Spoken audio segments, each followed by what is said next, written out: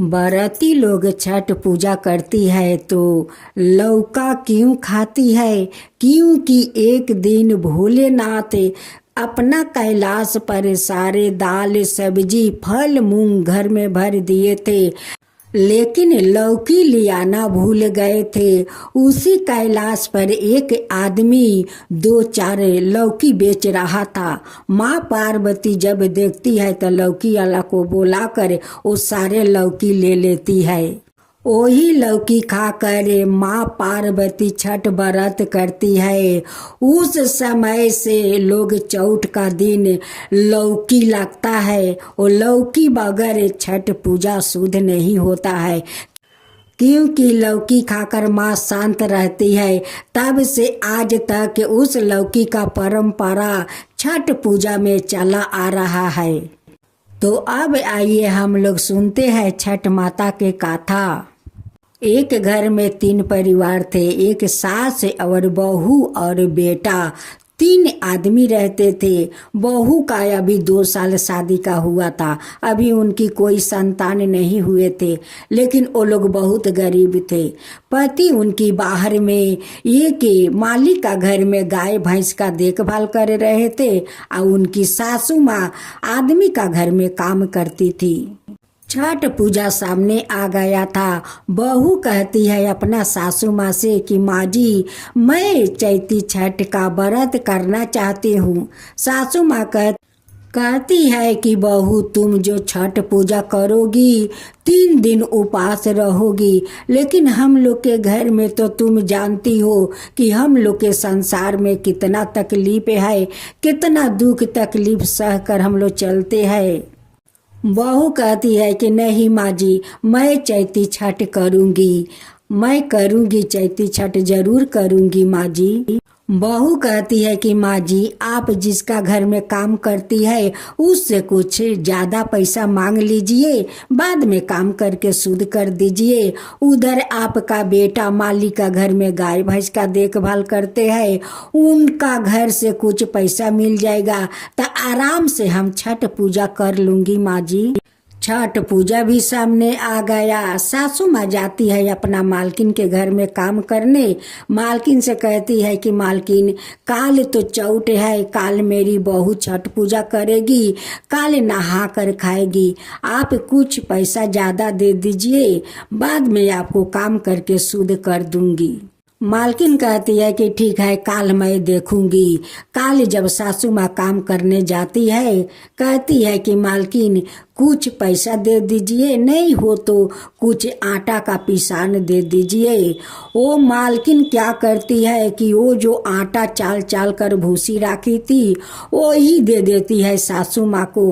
कहती है कि यही भूसी है, ले जाओ, आज तो मेरा घर में कुछ नहीं है। चौथ का दिन तो जैसे तैसे उनकी गुजारा हो गया, लेकिन खरना के दिन उस औरत उसे भूसी देती है। उसी भूसी का बहू 2 लीटी लगा लेती है।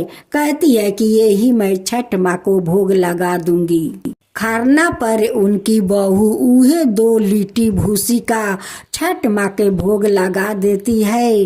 गोर लाग लेती है या लाग कर पानी पी कर रह जाती है। चंपा का पति अपना मालिक से कुछ पैसा मांगते हैं कि मेरा घर में छठ पूजा है, मालिक कुछ पैसा दे दीजिए। मालिक कहता है कि मेरे पास अभी पैसा नहीं है, जाओ सामने महीना में तुम्हें पैसा मैं दे दूंगा। उधर मालिक भी कुछ नहीं दिया, इधर मालकिन भी आटा को भूसी देती है। उनकी सासू माँ भूसी लिया कर अपना बहू को देती है। उस दिन उनकी बहू का हाथ में 1 रुपया था। उसी दिन एक आदमी 1 लौका बेच रहा था। बहू कहती है कि छठ माता को तो लौकी बहुत पसंद है, मैं इसी लौकी को मैं जाकर जल में खड़ा होकर अर्घ दूंगी। जो भूसी का रोटी वो छठ माता का भोग लगाई थी, वो रोटी उठाकर केला के पाता में रख दी थी। वो दोनों लीटी सोना का छठ माँ बना दी थी। उस लौका में से बहू आधा फाल्टी लौका घर में रख देती है, आधा फाल्टी घाट पर लेकर अपना सासू माँ के साथ जाती है। उसी लौका को लेकर गंगा में खड़ा हो जाती है और छठ माँ से गुहार करती है कि माँ, इस लौका के सेवा मेरे पास कुछ नहीं है, इसे स्वीकार आप कर लीजिए। अब तो माँ छठ उनकी श्रद्धा भक्ति देखकर प्रसन्न हो जाती है।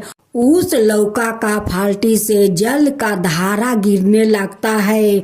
साक्षात छठ माता उन पर प्रसन्न हो गई कि आज उस औरत लौका लेकर पानी में खड़ा है। जब चंपा अपनी आंख खोलती है तो देखती है कि उस लौका के फाल्टी से साक्षात जल पड़ रहा है। ये तो सूर्य भगवान अपना अर्घ ले रहे हैं। छठ माता बहुत प्रसन्न है, उसलिए तो इस लौका से जल गिर रहा है। सासू माँ देख कर बहुत आश्चर्य हो गई कि इस लौका के फाल्टी से जल गिर रहा है। साक्षात सूर्य भगवान अर्घ ले रहे हैं। जिस औरत आटा का भूसी दी थी, उनका छठ माँ सारा धन नष्ट कर दी थी। जो आदमी उनकी पति को पैसा नहीं दिया था, उनकी गाय भैंस को मृत्यु हो गया। जब बहू सुबह अर्घ देकर आती है और उसी रोटी को लेकर कहती है कि मैं गौ माता को खिला देती हूँ, अब तो जाकर जैसे देखती है केरा का पाता खोलकर उसमें दोनों जो औरत भूसी दी थी, उनके घर में तो कोई कमी नहीं था, फिर भी भूसी दिया। उनकी घर में छठ माँ तो सारा धन नष्ट कर दिया। जिसका घर में उनकी पति काम करते थे, पैसा मांगा, उन्हें भी कुछ के कमी नहीं था, वो भी पैसा नहीं दिया। उनका सारा गाय भैंस मर गया। अभी तक तो चंपा पारण नहीं की थी। वैसे ही वो मालकिन आती है, कहती है कि मुझे माफ कर दो चंपा, तुम्हारा सास के मैं भूसी दिया था, उसी के कारण मेरा घर में आज सारा धन नष्ट हो गया है। उधर वो मालिक आता है, कहता है कि तुम्हारा पति पैसा मांगा था, मैं पैसा नहीं दिया, मेरा गाय भैंस सब मर गया, सब मर गया, मैं तो लूट गया। दोनों चंपा का सास से माफी मांगते हैं कि बहन, मुझसे बहुत बड़ा भूल हो गया, मुझे माफ कर दो। तुम तो आज छठ माता का व्रत की हो, मुझे क्षमा कर दो। अपना छठ माँ से बोलो कि हम लोग के क्षमा कर दे, ऐसा भूल कभी नहीं करूँगा, कभी नहीं करूँगी। चंपा तो बहुत दयालु थी। वो सभी को दुख देखकर उनकी ममता भर आता है। कहती है कि ठीक है, जो आधे लौका से वो अर्घ दी थी, वही अर्घ दोनों को काट काट कर दे देती है।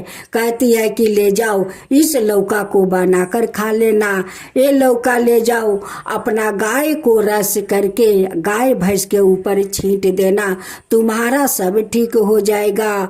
अब तो वो आदमी ले जाता है, उस लौका का रस करके अपना सभी गाय या भैंस के ऊपर छींट देता है। गाय भैंस सब जीवित हो जाता है। उस औरत ने उसी लौका का रस करके अपना सारा घर में छींट देती है और उसे बनाकर खुद खा लेती है। छठ माँ का कृपा से उनकी सारा धन लौटे आता है। कहती है कि हे छठी माता, आप तो धन हो, मेरा तो आपका इस लौका का रस से सारा धन लौटा दिया। आपका ये लौका महान है माँ, महान है। वो आदमी कहता है कि हे छठ माता, आप धन है, आपका रस से मेरा गाय भैंस जिंदा हो गया, वो जीवित हो गया। माता, आप तो धन है माँ, आप धन है। उस औरत और गाय भैंस वाला आदमी दोनों छठ माँ को मानती करता है कि हे छठ माँ, आगे साल से आपका हम लोग धाम-धूम से छठ पूजा करेंगे, श्रद्धा पूर्वक पूजा करेंगे। अगले साल से वो दोनों चैत का छठ व्रत करने लगा। हे छठ माता, जैसे आप उस लक्ष्मीनिया का भूसी का रोट का आप सोना बना दिया, उन्हें भाग्य लौटा दिया। जैसे आप उस औरत का धन संपत्ति लौटा दिया, उस आदमी का गाय भैंस को जीवित कर दिया, वैसा ही सबका ऊपर कृपा कीजिए। हे छठ माता, सबका ऊपर कृपा कीजिए। छठ माता की जय हो, छठ माता की जय हो, सूर्य भगवान की जय हो, सूर्य भगवान की जय हो।